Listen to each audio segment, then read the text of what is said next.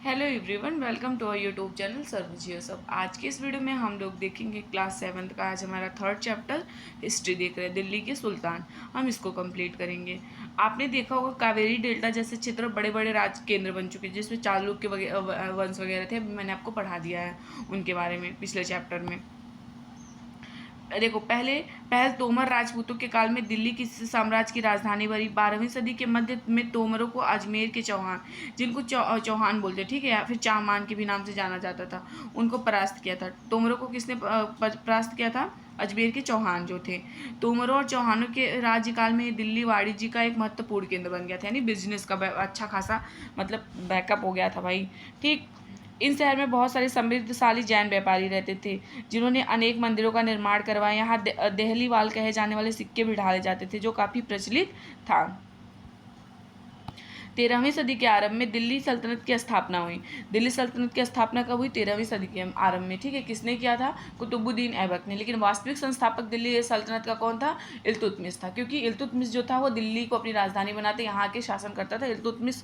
ठीक। और वहीं कुतुबुद्दीन ऐबक जो था वो लाहौर में बैठ के शासन करता था। ये बात याद रखिएगा। राजधानी में बदल गई। नियंत्रण इस उपमहाद्वीप के बड़े क्षेत्र पर फैला था। ठीक। जिस इलाके को आज हम दिल्ली के नाम से जानते हैं, वहाँ इन सुल्तानों ने अनेक नगर बसाए। देखते हैं कौन कौन से। ठीक। सबसे पहले राजपूत वंश आते हैं। तोमर वंश में अग्नपाल आते हैं। चौहान में पृथ्वीराज चौहान आते हैं। प्रारंभिक तुर्की शासक कुतुबुद्दीन ऐबक मैंने आपको बता दिया था। ठीक है। और ये चौहान वंश से आपसे एक क्वेश्चन पूछता है, किसके मोहम्मद गोरी के बीच में हुआ था तराइन का प्रथम युद्ध। ठीक है। और फिर उसके बाद तराइन का द्वितीय युद्ध हुआ था मोहम्मद गोरी और पृथ्वीराज चौहान के बीच में। कुतुबुद्दीन ऐबक का शासनकाल, ये इसको तुर्की शासक आता है। ठीक है। सबसे पहले कुतुबुद्दीन का टाइम पीरियड है ये। उसके बाद इल्तुतमिश आते हैं, फिर उनकी बेटी रजिया बेगम आती है, फिर गयासुद्दीन बलबन, फिर उसके बाद आता है खिलजी वंश आता है। 1290 से लेकर 1320 तक खिलजी वंश आता है। फिर तुगलक वंश आता है 1320 से लेकर 1414 तक। सैयद वंश आता है 1414 से लेकर 1451 तक। फिर लोधी वंश आता है, ये 1451 से लेकर 1526 तक। उसके बाद ही बाबर आता है यहाँ पे, मुगल काल के स्थापना करता है। इब्राहिम लोदी से लड़ाई होती है पानीपत के युद्ध में, तभी से। दिल्ली के सुल्तान के बारे में जानकारी कैसे मिलती है? देखो, बहुत सारे अभिलेख है, भवन निर्माण का किला है, ये सारी चीज़ें जो है मिलता है। अब आपसे एक क्वेश्चन बहुत पूछता है, तवारीख के लेखक। देखो, जैसे अभिलेख हो गया, सिक्के हो गया, स्थापत्य के माध्यम से बहुत सारी जानकारी मिलती है, लेकिन ये लिखा कौन है? इस इतिहास में तारीख एक वचन में कहते हैं और तवारीख बहुवचन में कहते हैं। जो मतलब सुल्तानों के शासनकाल में रहते थे और उनके प्रशासन के बारे में लिखते थे। याद रखिए, तवारीख के लेखक जो थे ना, वो फारसी में लिखते थे। किसमें? फारसी में। आपको जस्ट उल्टा देगा, और ये बहुत क्वेश्चन आ चुका है। ठीक। कवि वगैरह जो रहते थे वही लिखते थे। ये कुछ बातें ध्यान देने के लायक है। तवारीख के लेखक नगरों में रहते थे, विशेषकर दिल्ली में। ये आपको देगा जस्ट कि ये लोग गांव में रहते हैं। मैं आपको क्वेश्चंस कराऊंगी, इसके बाद तो आपको पता चल जाएगा। तवारीख के लेखक ये कहाँ रहते थे? नगरों में रहते थे। शायद गाँव में शायद ही वे कभी रहे हों। फिर वे अक्सर अपने इतिहास सुल्तानों के लिए उनसे ढेर सारा इनाम इकराम पाने की आशा में लिखा करते थे। ये लेखक अक्सर अपने मतलब ये लिखते क्यों थे? ताकि मतलब सुल्तान इनको बहुत सारी चीज़ें दिए, सामान दे, गिफ्ट दे, एक तरह से ये समझ लीजिए। ये लेखक अक्सर शासकों को जन्मसिद्ध अधिकार और लिंग भेद आधारित आदर्श समाज व्यवस्था बनाए रखने की सलाह देते हैं। मतलब कि जन्मसिद्ध अधिकार के बारे में बताते हैं कि राजा का बेटा राजा होगा, और लिंग भेद मतलब कि सिर्फ पुरुष ही राजा हो सकते हैं, स्त्रियाँ नहीं। ठीक। उनके विचारों से सारे लोग सहमत, इनके विचारों से सब लोग सहमत थोड़ी थे। जैसे आता है 1236 में सुल्तान इल्तुतमिश की बेटी रजिया सिंहासन पर बैठती। उस युग के इतिहासकार मिन्हाज सिराज ने यह स्वीकार किया कि वो अपने सभी भाइयों में सबसे ज़्यादा योग्य और सक्षम थी। लेकिन वही बात मतलब उन्होंने ये मानने से इनकार कर दिया कि हम उनको शासन नहीं मान सकते, हम उनको ये नहीं मान पाएंगे ये हमारी शासिका हैं। लेकिन फिर भी वो एक रानी के रूप में उन्हें मान्यता नहीं दे पा रहा था। ठीक। दरबारी जन भी उसके स्वतंत्र रूप से मतलब कि शासन करने के से खुश नहीं थे। 1240 में उसे सिंहासन से हटा दिया गया था। दिल्ली के सल्तनत का विस्तार गैरीशन शहर से साम्राज्य तक। 13वीं सदी के आरंभ में दिल्ली के सुल्तानों का शासन गैरीसन यानी रक्षक सैनिकों की टुकड़ी के निवास के लिए मजबूत किलेबंद शहरों से मतलब परे था, और शहरों में समृद्ध लेकिन उनसे दूर भीतरी प्रदेशों पर उनका नियंत्रण ना के बराबर था। स्टार्टिंग में बस शहर में ही था और बाहर तो नहीं था। दिल्ली के सुदूर बंगाल और सिंध की गैरीसन शहरों का नियंत्रण बहुत ही कठिन था। दूर दूर जगह, आप दिल्ली से जैसे दूर जगहों पे आप नहीं कर पाओगे शासन, कैसे करोगे? वहाँ पे अब अपने धीरे धीरे ये लोग क्या करते थे, वहाँ पे राजकुमार वगैरह नियुक्त करते थे, राज्यपाल बना के भेजते थे। बगावत युद्ध, यहाँ तक कि मौसम खराब होने से भी उनका संपर्क मतलब कि छिन्न छिन्न हो जाता था। इतना दूर से कैसे शासन करेंगे। शासन को अफगानिस्तान से आने वाले हमलावर उन सूबेदारों के बराबर चुनौती मिलती रहती थी।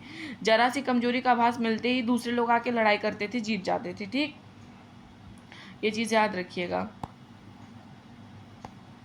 सल्तनत की भीतरी सीमाओं में जो अभियान चल रहे हैं उनका लक्ष्य था गैरिसन मतलब कि गैरिसन शहर जो हो गए, जो दूर दूर के हो गए, उन पे अच्छे से अपना शासन करना था। ठीक, दूसरा विस्तार सल्तनत की बाहरी सीमा पर हुआ। अलाउद्दीन खिलजी के शासनकाल में दक्षिण भारत को लक्ष्य करके सैनिक अभियान शुरू कर दिया गया और ये अभियान मोहम्मद तुगलक के समय में अपनी चरम सीमा पर पहुंचे। इन अभियानों में सल्तनत की सेनाओं ने हाथी, घोड़े, गुलाम और मूल्यवान धातुओं को अपने कब्जे में ले लिया था।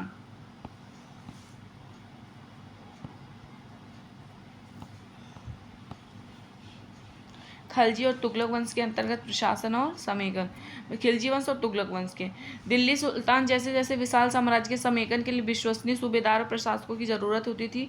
दिल्ली के आरंभ में सुल्तान विशेषकर इल्तुतमिश सामंतों और जमींदारों के स्थान पर अपने विशेष गुलामों को सूबेदार नियुक्त करता था, क्योंकि उनको लगता था जो गुलाम होते थे वो ज़्यादा वफादार हैं, इसलिए उनको करते थे। क्योंकि ये लोग गुलामों को खरीदते थे, फिर उसके बाद इनको प्रशिक्षित करते थे और अच्छे से मतलब सेना वगैरह में पढ़ाई वढ़ाई भी सब कुछ करवाते थे। इनका पूरा मतलब कि सब कुछ जो होता था मालिक के ऊपर डिपेंड होता था। इसलिए इल्तुतमिश हो गया, फिर कोई भी लोग अपने गुलामों को राज्यपाल वगैरह नियुक्त करके दूर दूर भेजते थे। खलजी तथा तुगलक शासक वहाँ बदगा का इस्तेमाल करते थे और साथ ही अपने आश्रित निम्न वर्ग के लोगों को ऊंचे ऊंचे राजनीतिक पदों पर बैठा देते थे। ऐसे लोगों को सेनापति, सूबेदार जैसे पद देते थे। मतलब इतना बड़ा बड़ा जो होता था ये सब पद देते थे। गुलाम और आश्रित अपने मालिकों और संरक्षणों के प्रति वफादार तो रहते थे, मगर उनके उत्तराधिकारियों के मतलब जो गुलाम हो गया वो अपने मालिक के लिए वफादार होते थे, लेकिन उनका बेटा जो होता था मालिक का उसके प्रति नहीं होते थे।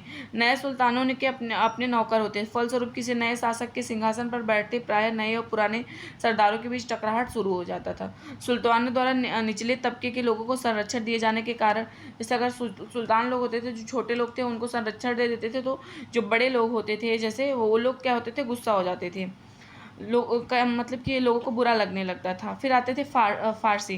तवारीख के लेखकों ने फारसी मतलब निचले खानदान के लोगों उच्च पदों पर बैठाने के लिए दिल्ली सुल्तानों की आलोचना भी की है। जो तवारीख के लेखक थे वो कहते थे कि नहीं, तो जो मतलब कि नीचे खानदान के लोग हैं वो ये सब नहीं करेंगे, वो लोग अच्छे अच्छे पदों पर नहीं बैठेंगे।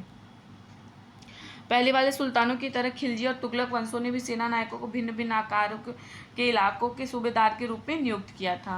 ये इलाके इक्ता कहलाते थे। ये इलाके क्या कहलाते थे? इक्ता। और उन्हें संभालने वाले अधिकारी को इक्तादार या मुफ्ती कहा जाता था। मुफ्ती का फर्ज था सैनिक अभियानों का नेतृत्व करना और अपने इक्तों और कानून में व्यवस्था बनाए रखना। इन लोग का यही काम था। अपनी सैनिक सेवाओं के बदले में वेतन के रूप में मुफ्ती अपने इलाकों से राजस्व की वसूली किया करते थे। कृषि पे देखो, इन लोग कृषि पे 3 तरह के वो लेते थे कर। कृषि पर जिसे खराज कहा जाता था, जो किसान की उपज का लगभग 50। खराज कैसे लिया जाता था? किसान के मान लो किसान का 100% उपज होता है गेहूँ, तो उसमें से 50% खराज देना पड़ता था। मतलब कि 50% अगर खराज होता है तो खराज दे देते थे।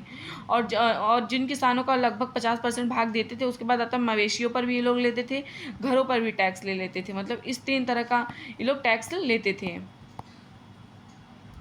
बाद में पूरा क्षेत्र मतलब कि जैसे अभी ये लोग कहीं पे नियंत्रण करते थे, मतलब जैसे साउथ वगैरह में जाके लड़ाई किए या फिर कहीं पे भी किए, तो वो कुछ देर के लिए इनके अंडर में रहता था। तो उसके बाद धीरे धीरे क्या होता था, ये दूसरे के अंडर में चला जाता था। ठीक।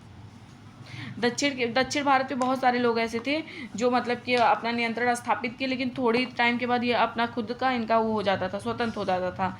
जैसे अलाउद्दीन खिलजी और मोहम्मद तुगलक ने इन इलाकों पर जोर जबरदस्ती अपना अधिकार तो जमा लिया था, पर यह अधिकार कुछ ही समय तक के लिए था, ज़्यादा दिन तक के लिए नहीं था। फिर आता है चंगेज खान। चंगेज खान के नेतृत्व में मंगोलों ने 1219 में उत्तरी पूर्वी ईरान में ट्रांसआक्सियाना, जिसको आज हम क्या बोलते हैं उज्बेकिस्तान, पर हमला किया और इसके जस्ट बाद दिल्ली के सुल्तानों के ऊपर धावा मतलब बोल दिया। अलाउद्दीन खिलजी और मोहम्मद तुगलक के शासनकाल में आरंभ में ही दिल्ली पर मंगोलों के धावे बढ़ गए। इससे मजबूर होकर दोनों ही सुल्तानों को एक विशाल स्थानीय सेना खड़ी करनी पड़ी। इतनी विशाल सेना को संभालने के लिए भारी चुनौती थी, मतलब बहुत सारे पैसे वगैरह हर चीज़ की ज़रूरत पड़ती थी। तमाम असफलताओं की गिनती करने में हम कभी कभी भूल जाते हैं। देखो जैसे तुगलक हो गया, मोहम्मद तुगलक हो गया, अलाउद्दीन खिलजी, ये लोग बहुत सेना, विशाल सेना तो रखे थे, लेकिन उसको डेवलप करने में बहुत सारी चीज़ों में पैसे वगैरह, टैक्स वगैरह तो लगते थे। 15वीं तथा 16वीं शताब्दी हम यहाँ से देखते हैं। देखो तुगलक वंश के बाद 1526 तक दिल्ली और आगरा पर सैयद तथा लोधी वंश का राज्य रहा। तब तक जौनपुर, बंगाल, मालवा, गुजरात, राजस्थान तथा पूरे दक्षिण भारत में स्वतंत्र शासक खड़े हो उठे। इनकी राजधानियां समृद्ध थी और राज्य फल फूल रहे थे। इसी काल में अफगान तथा राजपूत जैसे मतलब नए शासक भी समूह में उभरे। इस काल में स्थापित राज्यों में कुछ छोटे थे तो परंतु कुछ शक्तिशाली थे। उनका शासन बहुत ही कुशल एवं सुव्यवस्थित तरीके से चल रहा था। जैसे शेरशाह सूरी, जिनको हम शेरशाह सूर कहते हैं, 1540 से लेकर 1545 तक इन्होंने बिहार में अपने चाचा के छोटे से इलाके के प्रबंध के रूप में काम शुरू किया था। आगे चलकर उसने क्या किया, इतनी उन्नति कमा ली कि मुगल सम्राट हुमायूं से इतनी बार लड़ाई किया, 1530 से लेकर 40 तक, फिर 55 से 56 तक चुनौती दी, पर आज के शेरशाह ने दिल्ली पर अधिकार करके स्वयं अपना राजवंश स्थापित किया। सूरवंश ने केवल 15 वर्ष शासन किया, लेकिन इसके प्रशासन में अलाउद्दीन खिलजी वाले कई तरीके अपनाया था। महान सम्राट अकबर ने जब मुगल साम्राज्य को समेकित किया तो उसने अपने प्रतिमान के रूप में शेरशाह की प्रशासन व्यवस्था को भी अपनाया था, क्योंकि बहुत अच्छा प्रशासन व्यवस्था था उसका। तो ये हमारा चैप्टर समाप्त होता है। तो प्लीज़ आप लोग वीडियो को लाइक करिएगा, चैनल को शेयर सब्सक्राइब करिएगा। Thank you.